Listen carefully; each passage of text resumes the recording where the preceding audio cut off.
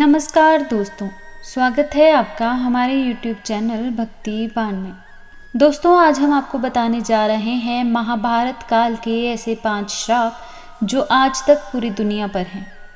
जी हाँ, इनमें से कुछ ऐसे श्राप हैं जो हम आज भी भोग रहे हैं, मगर आप नहीं जानते।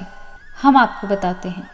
आज हम जानेंगे महाभारत के वह 5 श्राप जिनके असर के बारे में कोई नहीं जानता, मगर ये आज भी कायम है। हमारे हिंदू ग्रंथों में अनेकों श्रापों का वर्णन है तथा हर श्राप में कोई ना कोई कारण छुपा था। कुछ श्राप में संसार की भलाई निहित थी, तो कुछ का उनके पीछे कथाओं की महत्वपूर्ण भूमिका थी, तो कुछ के पीछे महत्वपूर्ण कथाएं थी।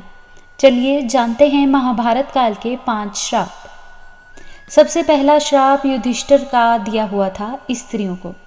जी हाँ, प्रसिद्ध ग्रंथ महाभारत के अनुसार जब पांडवों के हाथों कर्ण की मृत्यु हुई थी, तब कुंती ने पांडवों को बताया कि कर्ण उनका भाई था। सभी पांडव इस बात को जानकर बहुत दुखी हुए थे। उन्होंने कर्ण का पूरे विधि विधान से अंतिम संस्कार किया। फिर युधिष्ठिर ने क्रोध में आकर समस्त स्त्री जाति को श्राप दिया कि कोई भी स्त्री आज से कोई भी गोपनीय बात का रहस्य नहीं छुपा पाएगी। दूसरा श्राप, श्रृंगी ऋषि का परीक्षित को श्राप। जी हाँ, एक बार राजा परीक्षित वन में आखेट खेलने गए, तब वहां उन्हें एक ऋषि दिखाई दिए। वह अपनी तपस्या में लीन थे तथा उन्होंने मौन व्रत धारण कर रखा था। राजा ने उनसे कई बार बात करने की कोशिश की, मगर ऋषि मौन धारे रहे। तो उन्होंने गुस्से में आकर ऋषि पर मरा हुआ सांप डाल दिया। यह बात ऋषि श्रृंगी को पता चली, तो उन्होंने राजा परीक्षित को श्राप दिया कि आज से 7 दिन बाद तुम्हारी मृत्यु तक्षक नाग के डसने से होगी। इसके पश्चात राजा परीक्षित की मृत्यु के बाद कलयुग की शुरुआत हो गई थी। तीसरा श्राप, भगवान कृष्ण का अश्वत्थामा को श्राप। महाभारत युद्ध के अंत में अश्वत्थामा ने धोखे से अभिमन्यु के पुत्र का गर्भ में ही वध कर दिया था।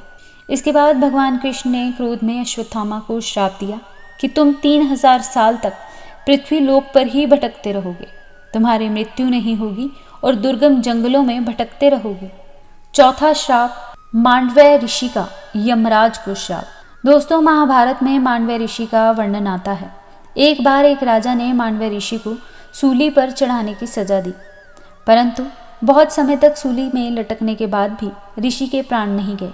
तब राजा को अपनी भूल का एहसास हुआ और उसने ऋषि को सूली से उतरवाया, फिर अपनी गलती के लिए क्षमा मांगी। इसके बाद ऋषि यमराज से मिलने गए और उनसे पूछा कि उन्हें किस कारण झूठे अपराध की सजा मिली।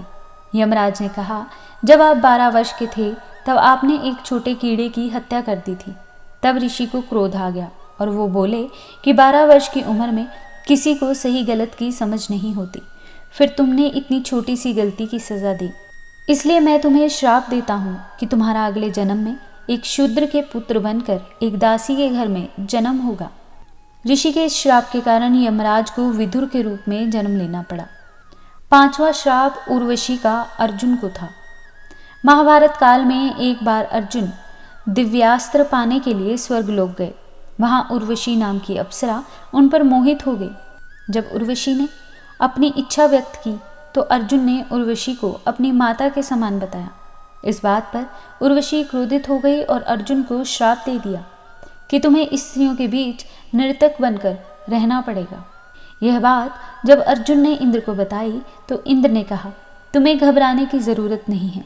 ऐसा समय आएगा जब यह श्राप तुम्हें वरदान के समान काम करेगा। अज्ञातवास के दौरान अर्जुन कौरवों के बीच 1 साल तक नर्तक बनकर बचे रहे थे। आपको हमारी ये वीडियो कैसी लगी, कमेंट बॉक्स में ज़रूर बताइएगा। धन्यवाद। Like this video, subscribe this channel, press the bell notification icon.